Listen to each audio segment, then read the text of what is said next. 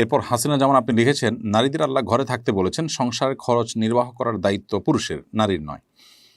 ইসলাম প্রচারক হিসেবে আপনাদের উচিত নারীদের ঘরে থাকার ব্যাপারে নসিহত করা। আপনার পেজে সম্প্রতি এক পোস্টের মাধ্যমে জানতে পারলাম আপনারা নারীদের কর্মমুখী শিক্ষা দিচ্ছেন। দুইটা বিষয় কি পরস্পর বিরোধী নয়? বোন হাসিনা জামান, প্রথমত আপনার খুব সুন্দর একটি প্রশ্ন করবার জন্য আপনাকে ধন্যবাদ জানাই।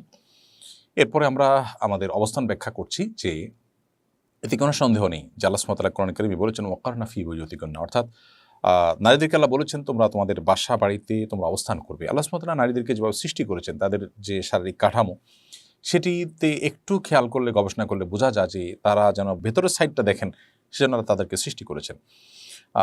আপনি দেখবেন যে নারী তার গর্ভের সন্তান আল্লাহ তাআলা ধারণ করার ক্ষমতা দিয়েছেন এবং সন্তানের দুগ্ধ দান করার ব্যবস্থাপনা অ্যারেঞ্জমেন্ট আল্লাহ তাআলা নারীর শরীরে দিয়েছেন। এই কাজগুলোর জন্য অবশ্যই বাসা বাড়ি বাহিরের চাইতে অনেক বেশি উপযোগী। এরকম আরও অনেকগুলো বিষয় আমরা লক্ষ্য করলে দেখব যে আল্লাহ রাব্বুল আলামিন প্রাকৃতিকভাবেই এটি করেছেন যে মহিলারা ভেতরের সাইডটা দেখবেন এবং পুরুষরা বাহিরের সাইডটা দেখাশোনা করবেন। আর উভয়ের পারস্পরিক এই সহযোগিতার মাধ্যমে একটা সুখী পরিবার কিন্তু গড়ে উঠবে। যখন থেকে নারী পুরুষ উভয়ে সমান্তরালভাবে বাহিরে যাওয়া শুরু করেছে, তখন থেকে কিন্তু দাম্পত্য জীবনে সুখ শান্তি, যেটি মানুষের পরিবার যে সুখ শান্তি যেটা ছিল উপভোগ্য, সেটি কিন্তু হারিয়ে গেছে এবং হারিয়ে যাচ্ছে দিন দিন। এই বাস্তবতাকে আমরা একটি মানুষও বোধহয় অস্বীকার করতে পারবো না। অতএব ইসলামের এই মৌলিক কনসেপ্ট বা চিন্তাধারা একেবারে পরিষ্কার, কিন্তু এর মানে এই নয় যে কোনো নারী বাইরে কখনো কোনো কাজ যেতে পারবে না। আজকের বাস্তবতা আমরা যদি বলি, গাইনি ডাক্তার হিসাবে মেয়েরা যদি পড়াশোনা না করেন, তাহলে সেক্ষেত্রে কিন্তু আমাদের মেয়েদের পুরুষ ডাক্তারের কাছে কিন্তু ট্রিটমেন্ট নিতে হতে পারে। শুধু ট্রিটমেন্ট না, অনেক ব্যাপার স্যাপার আছে। আপনি হজে যখন যাবেন, আপনি পাসপোর্ট বানাবেন, আপনি অনেক কাজ করবেন, সেখানে নারীদের সার্ভিস দেওয়ার জন্য নারীদের ব্যবস্থাপনা থাকতে হবে এবং দিনী শিক্ষার জন্য তো নারীদের আপনার শিক্ষা অর্জন করে অন্য মেয়েদেরকে শিক্ষাদান করতে হবে। অতএব সে ততটুকু প্রয়োজন এর জন্য, মানে বাইরে যদি যান কেউ, পর্দার কোনো বিধান লঙ্ঘন না করে মেয়েদের পরিবেশে মেয়েরা কাজ করেন, সেটা কিন্তু শরিয়া অনুমোদন করে এবং মহিলা সাহাবীদের অনেকের আমল সেখান থেকে পরিষ্কারভাবে এখান থেকে বোঝা যায়। অতএব আমরা মৌলিক বিষয়ে কোনো দ্বিমত করছি না যে ইসলাম নারীদেরকে বাসায় থাকতে বলেছে, কিন্তু প্রথমত নারীদের কল্যাণে নারীরা যদি বাহিরে কাজ করেন এবং সেখানে পর্দাহীনতার কোনো ব্যাপার না থাকে, সেটা লিমিটেড এবং সীমিত পরিসরে হয়, তাহলে সেটা কিন্তু নাজায়েজ এবং নিষিদ্ধ বিষয় নয়। এটা প্রথম কথা। দ্বিতীয়ত, আসুন্নাহ ফাউন্ডেশন যে মেয়েদের প্রশিক্ষণের ঘোষণা দিয়েছে, সেটি মূলত এই জন্য যে মেয়েরা যেন ঘরে বসে তাদের জীবিকা নির্বাহ করতে পারেন। অতএব আপনি যে মেয়েদের ঘরে থাকার কথা বলেছেন, আমাদের প্রশিক্ষণটা কিন্তু তার সাথে সাংঘর্ষিক কোনো কিছু নয়। অর্থাৎ আমরা মেয়েদেরকে ঘর থেকে বাহিরে গিয়ে কাজ করতে হবে সেরকম কোনো প্রশিক্ষণ দিচ্ছি না। আমরা যে প্রশিক্ষণ দিচ্ছি তা দিয়ে তারা ঘরোয়াভাবে নিজেদের আঙিনায় থেকে তারা কাজ করতে পারবে। অতএব কোরআন যে তাদের ঘরে অবস্থান করতে বলেছেন, তার সাথে আমাদের প্রশিক্ষণের কোনো সাংঘর্ষিকতা নেই, কারণ এখানে বাহিরে যেতে তাদেরকে বাধ্য করা হচ্ছে না প্রশিক্ষণ নেওয়ার মাধ্যমে। এই প্রশিক্ষণ ইমপ্লিমেন্ট করে তারা ঘরের মধ্যে থেকে কাজ করতে পারবেন। এখন প্রশ্ন হলো, আপনি বলেছেন পুরুষরা জীবিকা নির্বাহ করে, মেয়েরা কেন করবে?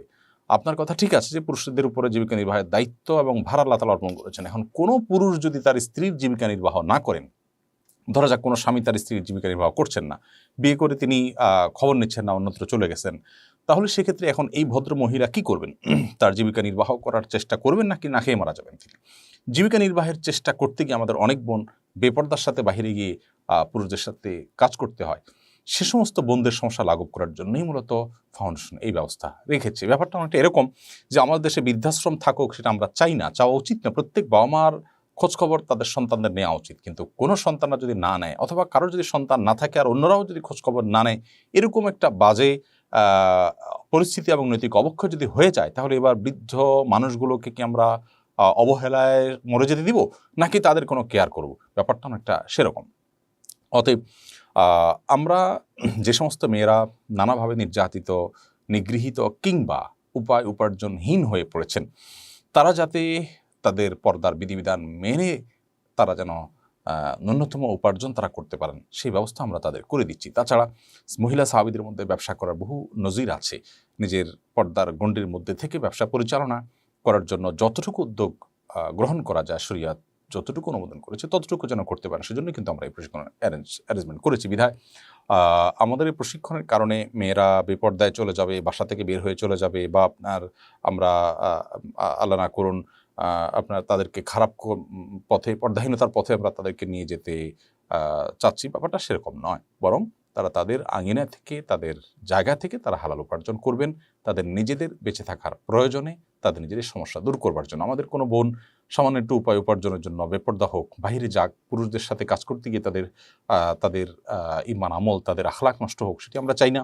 সেই জায়গা থেকে এই উদ্যোগ নেওয়া। তাছাড়া আলহামদুলিল্লাহ মেয়েদেরও আমাদের সমাজে আমাদের সার্বিক উন্নয়নে ভূমিকা রাখার যে সুযোগ আছে, সে সুযোগটা যেন তারা গ্রহণ করতে পারেন, সেই ব্যবস্থা করে দেওয়া, এছাড়া আর কিছু নয়। আশা করি আপনার প্রশ্ন উত্তরটি আপনি পেয়েছেন।